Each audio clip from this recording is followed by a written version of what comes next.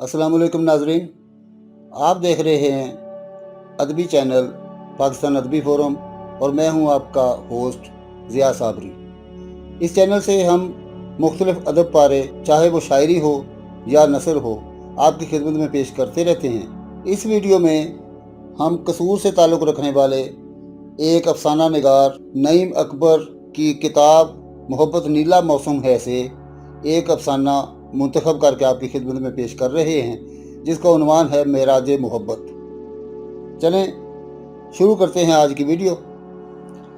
और पेश है नईम अकबर का अफसाना मेराज मोहब्बत। गल्ला बालन बाल छिड़े ने, चुल्हा मसां तपाया, जामी चाह पी के तेरे नां दा पानी पाया। ये गीत उसकी ज़ुबान से नहीं बल्कि उसके दिल से निकलता था। वो उठती बैठती और सोती जागती इसी गीत को गुनगुनाती रहती। गांव के बच्चे और जवान सभी इसे पागल और मजजूब कहते थे और वो उनके लिए एक मजाक बन गई थी। पंडित जी उसे दिल्ली के मशहूर डॉक्टर करपाल सिंह के पास ले गए। करपाल सिंह की मुलाकात पंडित जी से गुरुद्वारे में उस वक्त हुई थी जब वो गांव की सैर के लिए आया था और पंडित जी के हाथ से प्रसाद लिया था।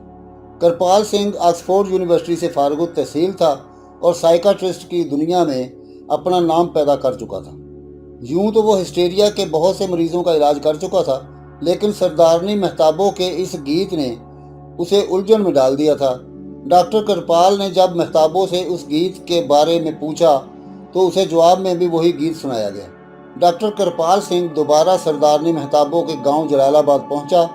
वो एक बूढ़ी सरदारनी मानसी के पास गया और उसे महताबों के बचपन और उसे गीत के बारे में कुरेदना चाहा। सरदारनी मानसी डॉक्टर करपाल सिंह को महताबों के बारे में बताने लगी।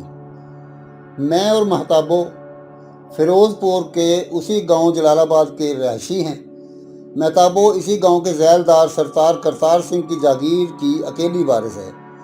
इब्राहिम भी इसी गांव के एक मुसलमान राजपूत हाकिम अली का बेटा था। हाकिम अली भी जिम्मेदार होने के नाते काफ़ी जायदाद का वारिस था। बचपन से लड़कपन तक हम सब लड़कियां और लड़के इब्राहिम और महताबों के साथ मिलकर करतार सिंह की पक्की हवेली में इकट्ठे होने के बाद कोड़ी, टिंडा रोड़ी और 12 टहनी खेलते। फिर जब रात होती तो लुकन मिट्टी खेलने के लिए हम हवेली के बाहर खेतों और खलिहानों में गंदम और सरसों की फसलों में छुप कर जाते। कभी कभी इब्राहिम रात को महताबों के घर ही सो रहता। उस वक्त जलालाबाद में कोई 300 के करीब घर थे, जिनमें ब्राह्मण, खत्री, कुमार, जुलाहे, बढ़ई, धोबी, हिंदू, राजपूत, मुसलमान और सिखों के घर शामिल थे। हम सब के सब इकट्ठे खेलते, खाते पीते और सोते थे। जब गरीब थे सरदार करतार सिंह उनकी माली मदद भी करता था। उस वक्त ये गांव नहीं बल्कि एक घर था जिसके सारे रहायशी दुख सुख के साझी थे। और फिर इब्राहिम और महताबों भी हमारे साथ ही जवान हो गए। उनके दरमियान अब भी बचपने वाली हरकतें थीं, लेकिन अब लुकन मिट्टी की बजाय ढोल की थाप पर चांद चकोर, मोर नाच, भंगड़ा, लुड्डी, थाली रक्स और धमाल जैसी खेलें थीं। उधर रोज़ हवेली में ईसाई आता और सफाई कर जाता। फिर माशकी आता और सूरज गरूब होने से पहले ही पानी का छिड़काव करके ईंटों के थड़े के ऊपर सफ़े बिछा जाता। फिर ढोलकी, चिमटा और साज सफ़ों पर रख दिया जाता। गांव के तमाम सिख वहाँ इकट्ठे हो जाते, खुशी से झूमते और अपने आप को गम से परे रखने के लिए महफिल सजाते। बकौल पंडित जी, गम सरदारों की मौत है। इन्हीं दिनों तकसीम हिंदुस्तान के फसादात फूट पड़े। हाकिम अली राजपूत भी आज़ादी के जोश में किसी से पीछे न रहा। उसने अपनी जायदाद हिंदुओं के हाथ सस्ते दाम फरोख्त करके मुसलमानों के लिए हथियार खरीद लिए। अमृतसर तक से मुसलमान जलालाबाद उसकी हवेली में आ गए थे। बन के रहेगा पाकिस्तान, ये नारा झंडियों पर लिखकर हाकिम अली की हवेली के चारों तरफ लग दिया था। यूं हाकिम अली की हवेली मुसलमानों का मरकज बन गई थी। सरदार करतार सिंह को हिंदुस्तान बचाओ तहरीक फिरोजपुर का सरपंच मुकर्रर किया गया। रात की तारीकी में तमाम सिख करतार सिंह की हवेली में चौबारे के ऊपर इकट्ठे हुए। सरदार जी, हाकिम अली राजपूत ने मुसलमान लड़ाके और हथियार इकट्ठे कर लिए हैं। मुंशी लाला हरी रात ने करतार सिंह के कान भरते हुए कहा। पाकिस्तान कैसे बनेगा? ये तो नष्ट हो जाएगा। सरदार हरनाम सिंह ने कहा। कुछ दिन इंतज़ार करो मुंशी, फिर हम उनकी हवेली पर हमला करके उन्हें ख़त्म कर देंगे और अगली सुबह का प्रसाद गुरुद्वारे में पंडित जी के हाथ से ही खाएंगे। करतार सिंह ने अपना फैसला सुनाया और जय हिंद का नारा बुलंद हुआ। महताबो दरवाजे के साथ कान लगाकर सुन रही थी। उसका दिल डूब गया। सुबह मुंह अंधेरे ही वो इब्राहिम के घर पहुंची। इब्राहिम नमाज से फारिग होकर कुल्हाड़ी का फल तेज कर रहा था। महताबो ने इब्राहिम को सारी सूरत हाल से आगाह किया और उसे अमृतसर चले जाने का कहा, मगर इब्राहिम ने साफ इनकार करते हुए कह दिया कि ये तो मेरी बुज़दिली होगी। अगर जान देना ही पड़ी तो वो मुकाबला करते हुए जामे शहादत पीना पसंद करेगा और राह पाकिस्तान में अपनी जान कुर्बान कर देगा। उस वक्त आज़ादी का जोश उसके रुएं रुएं से फूट रहा था और उसे सिवाय पाकिस्तान के कुछ भी सुझाई नहीं दे रहा था। महताबों की बात उसने यकसर नज़रअंदाज कर दी थी। हिंदुस्तान में ऐलान पाकिस्तान के साथ ही ये ऐलान किया गया कि तमाम मुसलमान पाकिस्तान चले जाएं और वहाँ जो हिंदू और सिख हैं वो यहाँ वापस आ जाएं। दोनों मुल्कों के दरमियान दरिया को सरहद माना गया। फिर फसादात अरूज पर आ गए। सिखों ने फसादात का फ़ायदा उठाते हुए अपनी कृपानें मुसलमानों के लहू से लाल की और नौजवान लड़कियों की असमतें तार तार करने के अलावा उनके घरों को लूट लिया और जेवरात और नकदी वगैरह सब कुछ छीन लिया। तकसीम हिंद से पहले जो मुसलमान हिंदुस्तान में मालदार समझे जाते थे वो भी पाकिस्तान जाकर एक एक वक्त की रोटी को तरस गए। जो अनाज उनके पास जमा था वो भी साथ ना ले जा सके। उधर पाकिस्तान में पहले से आबाद मुसलमानों को जब इस बात का इल्म हुआ कि उनके मुसलमान भाई गुलामी से निजात हासिल करके पाकिस्तान आना चाहते हैं, उनका बेदरेक कत्ल किया जा रहा है और जो बच निकलने में कामयाब होकर ट्रेन पर सवार हो जाते हैं उन्हें भी शहीद किया जा रहा है और ट्रेनें जलाई जा रही हैं, तो उनका भी खून खौल उठा। उन्होंने गंडा सिंह बॉर्डर के जरिए हिंदुओं को हिंदुस्तान ले जाने वाली बसों को रोक लिया और सबको कत्ल कर डाला। हर तरफ आग के शोले भड़क रहे थे। ये धरती जिसे पूरी दुनिया में सोने की चिड़िया के नाम से याद किया जाता था, वहाँ पर अब खून की होली खेली जा रही थी। एक अफरा तफरी का आलम था। हर जगह शमशान घाट बनी हुई थी। पूरा महीना इब्राहिम सिखों और हिंदुओं के खिलाफ लड़ने वाले काफिले में शामिल रहा। एक रात इब्राहिम घोड़े पर बैठकर करतार सिंह की हवेली के पिछवाड़े तक आया। महताबो कोठे पर सोई हुई थी। उसकी आहट पाकर वो फौरन उठ बैठी। इब्राहिम की आंखों में आज़ादी की जंग के शोले दहक रहे थे। महताबो को देखकर उसकी आंखों में भड़कते इंतकाम के शोले यकदम ठंडे पड़ गए और वो बेइख्तियार महताबो को गले से लगाकर रोने लगा। महताबो, आज आखिरी मुसलमान काफिला जा रहा है। उसे बाहिफाजत पहुंचाकर मेरा फ़र्ज़ पूरा हो जाएगा। सिर्फ एक ही फ़र्ज़ निभाना था। महताबो की तिश्नगी लबों पर आ गई। इस जुमले के पीछे छुपा दर्द इब्राहिम भी महसूस कर चुका था। तुम मेरी ज़िंदगी हो महताबो, मगर क्या करूं? वतन की मोहब्बत के आगे मैं अपनी मोहब्बत को कुर्बान कर रहा हूं। मोहब्बत खिराज मांगती है और मैं इस इम्तिहान में सुरखरू होना चाहता हूं। मुझे इजाज़त दे दो जाने की। इब्राहिम की आंखें भीग रही थीं।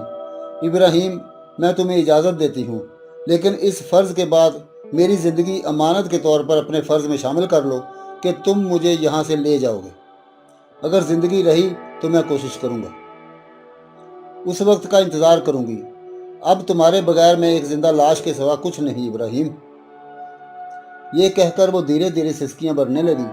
सुनो, अगर ज़िंदगी ने मोहलत दी तो आज मैं तुमसे वादा करता हूँ कि आग और खून का दरिया पार करके भी वक्त से तुम्हें छीन लूँगा। वादा? महताबों ने भीगी पलकें उठाकर बेयकीनी से उसे देखा। पक्का वादा। इब्राहिम आंखों में अज़म की चमक लिए मुस्कुरा दिया और यूं दो मोहब्बत भरे दिल एक दूसरे से जुदा हो गए। रात सिमट कर ख़त्म होने को थी। महताबो छत पर से उसे काफिले के साथ जाता हुआ देख रही थी। जब वो दरिया के नज़दीक पहुंचकर हैड को पार करने लगे तो सिखों के गिरोह ने उन पर हमले की कोशिश की, लेकिन इस काफिले के साथ मुसलमान जवानों के हाथों में हथियार देखकर भाग गए और इस तरह आखिरी काफिले के साथ ही इब्राहिम और महताबो की मोहब्बत की कहानी भी दो सरहदों में बट गई। तकसीम के बाद अमन हुआ तो दिल की ज़मीन बंजर होने के साथ हवेली भी उजड़ चुकी थी। हवेली की सारी खुशियाँ पाकिस्तान जा चुकी थीं। अब ना ही वो गीत गाने वालियाँ थीं और ना ही एक साथ ढोल की थाप पर रक्स करने वाले थे। अब तो खेलने वाला भी कोई ना था। महताबो हर रोज़ चुबारे के ऊपर चढ़कर दूर दूर तक उजड़ी फसलों के खेतों पर नज़र दौड़ाती, मगर इब्राहिम नज़र ना आता और उसकी आंखों में उम्मीदों के दिए जलते बुझते रहते। کچھ عرصے کے بعد کرتار سنگھ اور محتابو ایک قافلے کے ساتھ سکھ یاترا کے لیے پاکستان میں ننکانہ صاحب گئے۔ اپنی عبادات سے فارغ ہونے کے بعد قافلہ شیخو پورہ کے گاؤں ماچھی کے زیارت کے لیے پہنچا، جہاں گرو نانک صاحب کی ایک اور زیارت تھی۔ محتابو نے صدقے دل سے دعا مانگی۔ ادھر عبادت سے فارغ ہو کر قافلہ باہر نکلا تو سامنے ہی ابراہیم اپنی بھینسوں کے لیے چارہ لا رہا تھا۔ اسے دیکھتے ہی محتابو کی حالت غیر ہو گئی اور وہ قافلے کی پرواہ نہ کرتے ہوئے ابراہیم کی طرف بھاگی اور اس کے گلے لگ گئی۔ سردار کرتار سنگھ کی بیٹی نے پورے قافلے کے سامنے اس کی بےزتی کر دی تھی اور وہ شدید غصے کی کیفیت میں آگے بڑھا اور محتابو کو ابراہیم سے الگ کرنے لگا۔ پورا قافلہ اس صورتحال پر حیران و پریشان تھا۔ ابراہیم کو بھی وہ لوگ پہچان گئے تھے اور پھر دلوں کی محبت جاگ اٹھی اور سب ابراہیم سے محبت سے ملنے لگے۔ ابراہیم نے مہمان نوازی کے ناطے سب یاتریوں کو کھانے کے لیے اپنے گھر آنے کی دعوت دی، لیکن کرتار سنگھ تو پہلے ہی بفرا ہوا تھا۔ اس نے اس کی پیشکش کو رد کر دیا اور واپسی کے لیے قافلے کے ساتھ قدم آگے بڑھا دیے۔ محتابو کے ساتھ قسمت نے عجیب مذاق کیا تھا۔ اتنے عرصے کے بعد ملایا بھی تو صرف چند لمحوں کے لیے۔ وہ ایک دوسرے کو اپنے دل کا حال بھی نہ سنا سکے۔ قسمت نے محبت کی شمع کو بھڑکایا اور تشنگی کے آنسو اس شمع سے گرنے لگے۔ ایک سراب پھر سے ان کے درمیان تھا۔ محبت پھر سے ہجر کے ریگزاروں میں بھٹکنے لگی تھی۔ منشی محتابو کے لیے چندی گڑھ کے بوڑھے نمبردار چتر سنگھ کا رشتہ لے کر آیا۔ وہ چندی گڑھ کا جاگیردار تھا۔ ارے منشی ہری رام، لڑکی کی شادی کسی جاگیردار سے ہی کرنی چاہیے۔ جوان پڑھا لکھا ہونا ضروری نہیں ہوتا، عیش تو صرف جاگیر پر ہی ہوتی ہے۔ زمین عورتوں کا دوسرا خصم کہلاتی ہے۔ اور پھر کرتار سنگھ نے ہاں کر دی۔ رواجوں نے ایک اور بے جوڑ رشتے کو جوڑ دیا تھا۔ محتابو نے بھی اپنے باپو کے سامنے سر ٹیک دیا تھا۔ اندر سے وہ پھوٹ پھوٹ کر رو رہی تھی، لیکن دل کے آنسوؤں کو پوچھنے والا پاس نہیں تھا۔ شادی والے دن پوری حویلی روشنی سے جگمگا رہی تھی۔ محتابو کو بڑی شان سے رخصت کر دیا گیا۔ محتابو کے بیاہ کو ابھی چند دن ہی ہوئے تھے۔ ایک رات سردار کرتار سنگھ شہر سے واپس جلال آباد لوٹ رہا تھا کہ راستے میں ڈاکوؤں نے اس کا گھوڑا روک لیا اور مزاحمت کرنے پر اسے برچھی کے بار سے مار ڈالا۔ جلال آباد گاؤں میں جب یہ خبر پہنچی تو پورا گاؤں سوگ میں ڈوب گیا۔ محتابو اپنے باپو کی لاش سے لپٹ کر رو رہی تھی۔ یوں سردار کرتار سنگھ اپنے انجام کو پہنچا۔ باپ کے مرنے کے بعد محتابو اکیلی رہ گئی تھی۔ حالانکہ چتر سنگھ بھلے ہی عمر میں بڑا تھا مگر محتابو کا خاص خیال رکھتا تھا۔ مگر ابراہیم کی محبت محتابو کے دل پر اس مضبوطی سے اپنے پنجے گاڑ چکی تھی کہ اسے چتر سنگھ کی یہ محبت کبھی اپنی جانب راغب نہ کر سکی۔ محتابو کی اداسی دیکھ کر چتر سنگھ نے اسے گرو نانک یاترا جانے کے لیے کہا۔ گرو نانک یاترا کے دوران ابراہیم کی محبت نے اس کے دل میں پھر سے چٹکیاں لینا شروع کر دی۔ لاہور میں یاترا کے بعد محتابو جب شیخو پورہ کے اسی گاؤں ماچھی کے پہنچی تو اسے معلوم ہوا کہ ابراہیم تو ادھر سے دیپال پور جا چکا ہے۔ اس کے باپ حاکم علی کی کلیم والی زمین دیپال پور نکلی تھی، اس لیے اسے وہاں جانا پڑا تھا۔ محتابو کو اندر سے ایک دھچکا سا لگا اور وہ نڈال ہو کر گر گئی۔ پھر جب اس کی طبیعت بحال ہوئی تو وہ چتر سنگھ کے ساتھ واپس چنڈی گڑھ آ گئی۔ سردار چتر سنگھ دل کا مریض تھا، لہٰذا ایک رات ایسا سویا کہ صبح اٹھا ہی نہیں۔ اس کی موت کے بعد وہ واپس اپنے گاؤں جلال آباد آ گئی۔ اس نے اپنی زمین پر گردوارہ بنوا لیا اور ساری جائیداد اس گردوارے کے نام وقف کر دی۔ تب سے اس نے سری گرو گرنتھ صاحب کی پویتر بانی بڑے انہماک سے پڑھنی شروع کر دی تھی۔ اس کی سریلی آواز میں ایک جادو تھا۔ لوگ بڑی دور سے اسے سننے کے لیے آتے تھے۔ وہ 10 گروؤں کے نام اپنی زبان سے ادا کر کے اپنے ہاتھ جوڑ کر ابراہیم سے ملنے کی ارداس دعا کرتی۔ وہ گرو گھر کے کام بڑی محنت سے کرتی تھی۔ اس کی زندگی کا مقصد صرف گردوارے اور سماج کی سیوا ہی رہ گیا تھا، مگر اب بھی ابراہیم کی محبت کا دیا اس کے من میں روشن تھا، جسے یہ سماج سیوا بھی نہ بجھا سکی۔ ابراہیم کو چائے بہت پسند تھی، لیکن محتابو چائے سے نفرت کرتی تھی۔ محتابو جب بھی ابراہیم کے گھر جاتی تو ابراہیم اسے یہ گانا سنا کر تنگ کرتا تھا۔ گلہ بالن بال چھڑے نے، چولہا مساں تپایا، جامی چاہ پی کے تیرے ناں دا پانی پایا۔ وہ یہ گیت گا کر خوب ہنستا تھا۔ محتابو گیت کے بولوں سے چڑ جاتی تھی۔ محتابو ابراہیم کے انتظار میں بڑھاپے کو پہنچ گئی۔ وہ ہر وقت اسی گیت کو گا کر ابراہیم کو اس گیت میں تلاش کرنے کی کوشش میں لگی رہتی۔ اس کا ایمان تھا کہ یہ بول بولتے ہی ابراہیم اس کے سامنے آ کر اس سے باتیں کرتا ہے۔ وہ نگاہ دل سے اسے دیکھتی ہے تو وہ جیسے سامنے ہی کھڑا ہوتا ہے۔ वो उसकी याद में सुलगती रहती है। दिल में इब्राहिम की पूजा करते करते वो बुढ़ापे की सरहद पर कदम रख चुकी थी। उधर इब्राहिम ने भी उम्र के सहरा की खाक छानते छानते जिंदगी की धूप को गुजार लिया था। महताबों की मोहब्बत की तपश दिल में महसूस किया करता था। उसे एहसास था कि उसने महताबों से वादा खिलाफी की है और पाकिस्तान आने के बाद दोबारा हिंदुस्तान वापस जाकर उसे साथ लाने का जो अहद किया था उसे वो पूरा नहीं कर सका था।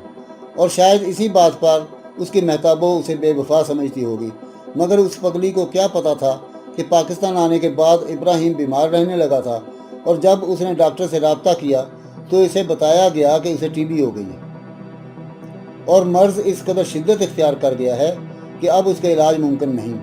माँ सिवाय इसके कि इब्राहिम खुश रहे, और इब्राहिम की खुशी तो महताबों थी, मगर अपनी खुशी के लिए उसे अपना कर उसकी ज़िंदगी तबाह करना उसे मंजूर नहीं था। इब्राहिम तो चिराग सहरी था। जब उसकी ज़िंदगी का चिराग गुल हो जाता तो फिर वो उसे किसके भरोसे पर छोड़ जाता। यही वजह थी कि उसने पाकिस्तान आने के बाद दोबारा महताबों से रब्ता नहीं किया था और महताबों ने भी गुरुद्वारे में अपनी ज़िंदगी की शाम कर ली थी।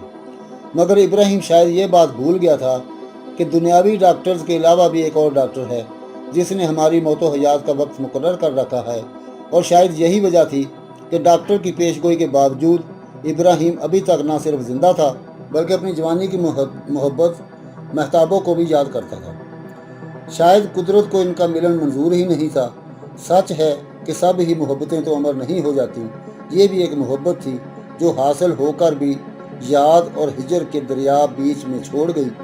आज़ादी के परवाने आज़ाद वतन को हासिल करके दो मुल्कों में बट गए। तो नाजरीन, ये था नईम अकबर का अफसाना मेराज मोहब्बत। उम्मीद है कि आपको ये अफसाना पसंद आया होगा। अगर आपको ये वीडियो पसंद आई है तो इसे लाइक करके अपने दोस्तों के साथ शेयर कर दें, और अगर आप ऐसी ही मज़ीद वीडियोस देखना चाहते हैं तो हमारे चैनल को सब्सक्राइब करके साथ ही बेल आइकन को भी प्रेस कर दें ताकि हमारी हर आने वाली वीडियो का नोटिफिकेशन आपको मिलता रहे।